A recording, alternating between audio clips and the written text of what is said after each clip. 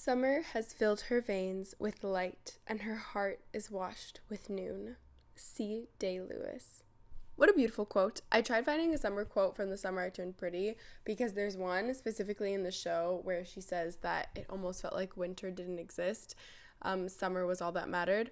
But I don't know if that was actually in the books. It's been so many years since I've read them that I didn't know if that was just from the show The Summer I Turned Pretty or the books as well. And I like to start off every episode with a fun little quote related to what we're talking about. So, hi, welcome to Laura's Library. Let's get right into the meat of this episode, which is my summer 2025 TBR. I did not want to do monthly TBRs because I'd never ever stick to them. I'm such a mood reader. I need the perfect setting. I will truly wait to read something if I think it would be great for a vacation I have coming up in 7 months. And if there are books that I think, no, this would be so good in the fall, I'll wait till the fall, and then I don't read it in the fall. And then I want to wait till the next year. And I keep repeating that. Also, hi, Ella Bella. But yeah, if you're here listening, I'm so happy to have you here. So thanks. And let's get started. I have 3 books that I'm currently reading, so they're counting on my summer TBR, and let's get those out of the way / talk about those first. Then I have so many exciting ones I already own, which is really great because I want to say 130 books on my physical TBR, which if you're watching the version of this podcast, you'll see my book stacks to the side there. It's a bit of a problem, but it's okay. It's my problem. And it's a great problem to have. So I'm trying to get through a lot of them. I still have continuously bought books. I can't be stopped, especially with new releases. And I truly think book buying and book reading are very different hobbies that fulfill different happiness boosters in my mind. But let's get into it. There are a few I don't own that I really want to read this summer, and actually some that I've already ordered and are on the way, but not here today. But firstly, I started Heartless Hunter by Kristen Ciccarelli today, and I didn't realize, first of all, that it's a series. I hope it's just a duology because I cannot stop in the middle of a series. I really try my best and enjoy finishing the whole thing, but that means that when I start a really good series, I kind of put every other book on pause because then I dive into that series. And oh my goodness, this book is the most surprisingly amazing thing I've ever read.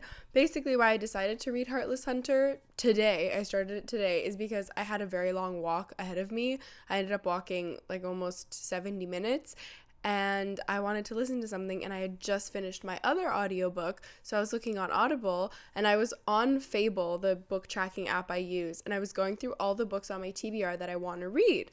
And I was thinking, okay, let's listen to previews for most of these and see what vibe I'm in, because for audiobooks, for me, I get a bit bored when it's nonfiction or I had too many in a row. I just listened to what would it be called? It was a book on longevity. It's called Outlive, but I don't know if it's self-help or it was science-based, but I guess kind of self-helpy.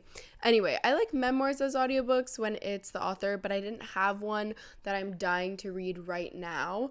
And sometimes, as a plot twist, I like a bit of fantasy.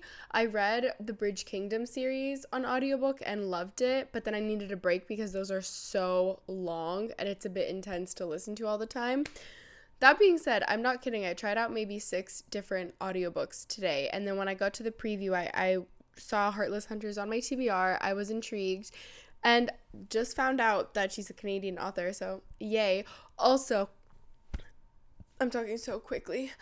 Also, the narration is really good, and she has a British accent, which I always am a fan of. So I just started listening to it, and I'm already a few chapters in, and I love it. I also have the physical copy, which I'm very excited about. But Heartless Hunter by Kristen Ciccarelli is the first on my summer TBR, which hopefully I will get through it this summer because I'm reading it right now. The next one, oh my gosh, it's Wednesday. Wait, I did not clock this. So the next book is One Golden Summer by Carley Fortune, one of my favorite authors in the world.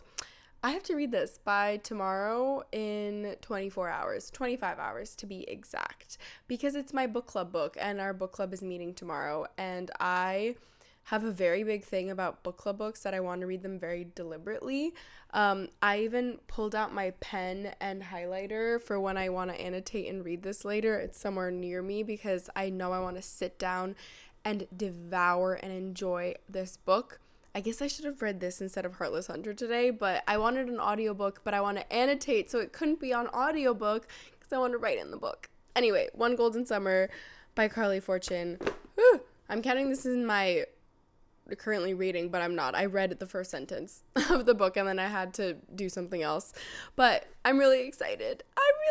I love Carley Fortune so much, and apparently it's the sequel, kind of, or like interconnected standalone to Every Summer After, which was her debut novel, and I adored it.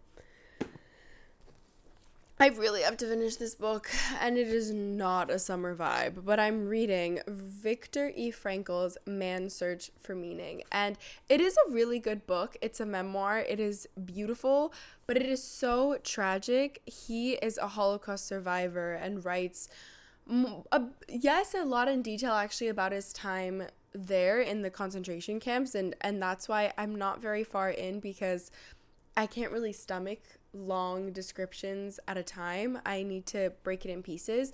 But he's a doctor of some sorts, psychiatrist. So he does something.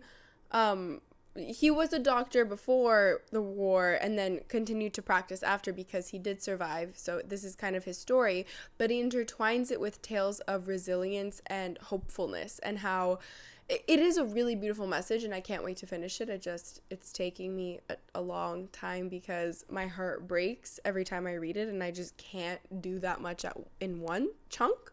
So it's been a few months of reading it, but that'll really, not lighten up my summer, but enlighten me as I read it. So those are like top priority, as in currently reading and will read today. But now let's get into all the books I want to read in summer 2025. A lot of these are completely new releases from this year. Others are just perfect for the summer vibe. And I don't know, I've heard really good things about them. But I guess forever ago, because I'm not on social media, except for BookTube. I love YouTube. And I do listen to bookish podcasts sometimes. So I still get recommendations from places on the internet. And honestly, Fable, the app, I guess that's social media. Anyway, and like the bookstore is where I'm getting my bookish news and newsletters. Oh my gosh, I'm subscribed to like my favorite authors' email newsletters to know when they're releasing new things. But starting off strong, this is another romantasy because, like I said, I'm reading Heartless Hunter, but I really finally want to get to Once Upon a Broken Heart by Stephanie Garber. I've heard only the best things about this duology, and I was being so stubborn and really wanted to read Caraval first, which I finally got to last year, and I liked it. I actually liked Caraval, read it in one sitting at the cottage. I'm not going to continue with the series. I couldn't be bothered. But I hope that reading Caraval will have been worth it and increased my chances of liking Once Upon a Broken Heart. And I already have the second one. I think it's just a duology, so should be pretty attainable. It feels a bit fall, but also from the vibes I've heard of the book and because it's more romance heavy, I'm choosing to place it in summer in my mind. That was Once Upon a Broken Heart by Stephanie Garber. Why I'm repeating the titles at the end every time is because one of my close friends, Isa, gave me that recommendation that sometimes I talk your ear off and then you forget what book I'm talking about or what the title is. So I've got you. I will remind you. Next on my summer TBR is The Life That's Waiting by Brianna Wiest. And I feel like I talked about this in a very recent episode, but I'm excited to read this because she has put out two other books I loved and read, The Mountain Is You and something else, A Gentle Reminder. And both were really profound and moved me, and I took a lot away from them. And they were basically just reminders of how to be human and empathetic and build good habits to not self-sabotage, but also how to deal from heartbreak, and in every aspect of your life, just how to be gentle to yourself and build a life that you love. But very, very short, quick pacing and nonfiction, obviously. I don't even know what genre you would call it in. I guess self-help, but that has a very tainted, bad reputation of being cringy, which it's not. At least her books. Let me do like a fun one. Okay, I really, really want to read Say You'll Remember Me by Abby Jimenez. This just came out in 2025. I don't know which month, but pretty recently. And I own 2 copies because I bought a signed one and I refuse to read my signed copies, which is so funny because knowing me, I will never sell them. Like, they are for me. I don't want it to lose its value. I don't know. But I'm really excited. I know absolutely nothing about this book. I don't want to read it, actually. I just saw a spoiler. Not a spoiler, but something on the back said Greek. So that's actually pretty fun because I was born in Cyprus on the Greek side. Otherwise, no notes. I have no idea what the plot is about. I don't know what the protagonists' names are. I don't know anything. And I love going into Abby Jimenez books blind. So that's Say You'll Remember Me, which just came out. But I also want to read another Abby Jimenez book this summer, which is the Happy Ever After playlist. Again, I know absolutely nothing about this book, except that I either accidentally read the sequel of this series, or like it's a interconnected standalone thing, and it was one of the first books I'd read by her, and I loved it, and I never got around to reading the Happy Ever After playlist, which I love music, and I love pets, and there's a dog on the cover, and there's playlist in the title, and they're wearing earbuds and looking at each other in love on the cover. So, I mean, however you can look at someone as a cartoon, but all the signs pointing towards I'll probably like it. So here's to hoping it makes my summer a little brighter and a little fun. I also absolutely need to read this summer, and everybody should read this summer, The Conditions of Will by Jessa Hastings. Oh my goodness. I adore Jessa Hastings, even though she shatters my heart with every single book she's ever put out. Jessa Hastings is the author of the Magnolia Parks and Daisy Hate series, and if you have not read them, please go buy them right now. Get it on your Kindle. Start listening right now. Like, you need your life to be changed with those books. Do look up trigger warnings and content warnings. I loved it. I ate it up. It's kind of like British Gossip Girl, but so much better than that. So much more. The drama, the twists, the turns, the craziness is absolutely out of this world. You will love and hate every single character at the same time and be rooting for the most toxic relationship. But as you should. It's fun romance, crazy high stakes. Everything is so dramatic to the point of insanity. It's blown out of proportion, and I love it. So definitely read Jessa Hastings. I know nothing about The Conditions of Will, which is her newest book, except that the cover is stunning, and that's it. I don't think it's related. I'm pretty sure it's not related at all to the Magnolia Parks or Daisy Hate series. Maybe it's in the same universe, but it's not the same characters or plot carried over from that. So it'll be really fun to read more Jessa Hastings because I finished everything she ever wrote, and I was very sad when that day came, but I also had to read everything she's ever written incredibly fast. For a fun little cowboy romance, a western moment, I want to read this summer A False Start by Elsie Silver, and this is a throwback because this is part of the Gold Rush Ranch series, which is the first series she's ever written, so it's her debut series. She now has 3. She is also just gotten picked up for her middle series, Chestnut Springs, which is by far the most popular. It's being turned into a TV show, which I'm so excited about, by Prime. But her first series is honestly one of my favorites. I would say that about all of them, actually. But I love the first one because it's very, very into the Western cowboy feel. I think she maybe realized to be even more popular, she should dial back on that a little bit, and you see it. Like, the second series is still pretty Western cowboy-y, but less so. And then the most recent one is, like, it's set on a ranch, but there's really barely any mention of cowboy western things, I guess. It's just the backdrop. Whereas Gold Rush Ranch series, I mean, you can literally tell in the title. The first book is about, like, a horse trainer, and or was that the second? They're mixing up. But anyway, the themes in this book are very, very Western, and I eat it up. And I've read the first 2 in the series, and I love, but then I didn't have book 3 or 4. And given how many books I already own and how much money I spend on books, I choose to never buy a full priced book, so I wait until it's on sale, or if it's like a new release, that's perfect. They're usually 30 to 40% off. I'll wait until there's a bundle, until I have points at like Indigo, my bookstore, or I wait until I have a special moment. And then I found this at Target and there was a good deal, so I finally bought it. So yeah, A False Start by Elsie Silver, which is the third book in the series, and I'm very excited. I think I'm gonna bring it, oh no, I was gonna say I'm gonna bring it to the cottage because I'm going this weekend, but what I really want to read this weekend at the cottage is Things We Left Behind by Lucy Score. First of all, if you are watching the podcast version, look at this beautiful cover, minus that really ugly Target sticker I hate that they put them on, because when I go to Target, which is not too often, I buy in bulk. So I don't want to get home, be super excited about my books, and then peel off every single sticker one at a time. I just leave them on until I finally read the book, and then I take it off when I read it. Anyway, enjoy my little sticker rant. Things We Left Behind is the third and final book in the Knock 'Em Out trilogy by Lucy Score.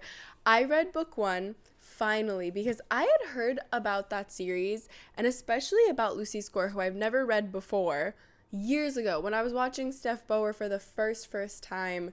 It must have been 3-4 years ago, maybe 3, and it intrigued me, but they were so long, and then I heard so many mixed reviews. Other booktubers I absolutely loved and adored didn't like it, and one of my close friends, I think Sabina, also didn't like it. So I don't know, something put me off of it, and then I found these gorgeous editions. All three of the ones I own have these beautifully pastel colored hardcovers with these like gold and silver foliage flowers, and they were just so pretty and cheap at Target. And so I decided to buy all three at once, as I always do, without thinking or knowing that if I would like it. Thank God I fell absolutely in love. I've finished book 1 and 2 in record time, even though they're like 700 pages, and I can't wait to read book 3. Although I will say I was the most excited about our first two couples. Like, I know who book 3 is about, and I'm intrigued, but my expectations aren't like through the roof because I really liked book 1 and 2, and I'd almost be happy if, like, I'd be content. Even if I don't love book 3, I'm happy enough with how much I liked book 1 and 2. So I'm trying to go in with low expectations to not be disappointed. But we're not nearing the end. We have quite a few more. Next, I have Wild and Wrangled by Lila Sage, which is the most recent release in her series. Rebel Blue Ranch. Wow. Oh my gosh. Gold Rush Ranch, Rebel Blue Ranch. It's you can really tell the taste I have and what makes me happy in a small town romance, which is cowboys and ranches. And I know nothing about this book.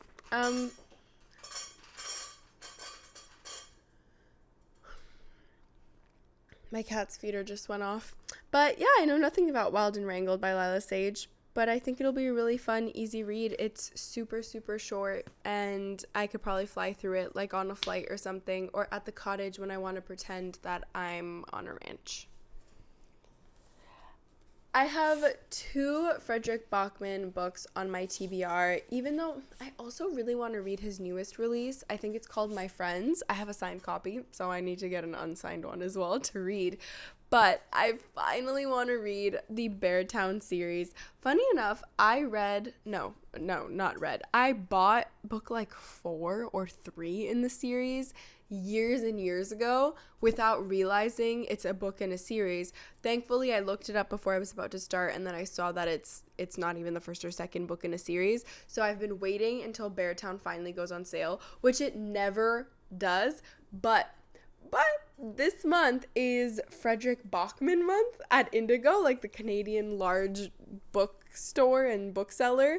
So everything was by him is 25 or 30% off. I can't remember, but I waited, and I'm so glad I did, because finally I found Beartown on sale. So I did order it, and it came.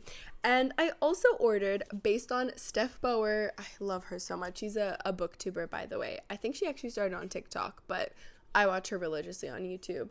And the other day she posted, and I was really early. I just like happened to be on YouTube, and I watched her video, and I commented, and she hearted my comment. I was so happy. Anyway, I also bought by Frederick Bachman and want to read this summer. It's on my summer TBR. And every morning the way home gets longer and longer. That is the full title. It's a novella. It is a tiny little beautiful book. The cover is absolutely stunning, and it's kind of giving Tuesdays with Morrie, which I just recently read and loved. I recommended it to my dad and my grandpa. My grandpa has yet to read it, but he just received it because he ordered it, and my dad said it was a beautiful book but very sad. And I'm like, well, yeah, that's the point. But I'm really glad he read it, and we haven't talked about it yet because I want to save it for like a juicy convo when I have time and not just text about it. But the last book I have physically, but then I have 2 more I want to mention that I ordered. I have Martyr by Kaveh Akbar. I know absolutely nothing about this book other than a booktuber, Jack Edwards. That's his name. He's really funny and he's British, and I've just been watching him for a while. I think he reviews and looks at books that I typically don't because he's very into literary and contemporary fiction, which I mostly read romance and fantasy and memoir and like self-help. But this was one of his highly rated and recommended books to his viewers. So I said, you know what? I'll keep that in mind. Then I was in Bali on a trip and I walked into a bookstore and I saw this book and I thought, you know what? I recently decided that one day I'll read it. Why not buy it in Bali? That's just such a cool thing to have a book from Bali to one day read. And that's really it. And I just really want to read it this year because Bali was this year, so it kind of feels full circle. Like, hopefully I read it this summer.